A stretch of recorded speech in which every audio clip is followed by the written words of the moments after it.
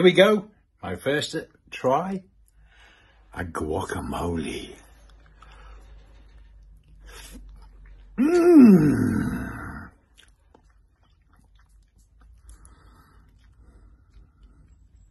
Now, that is delicious.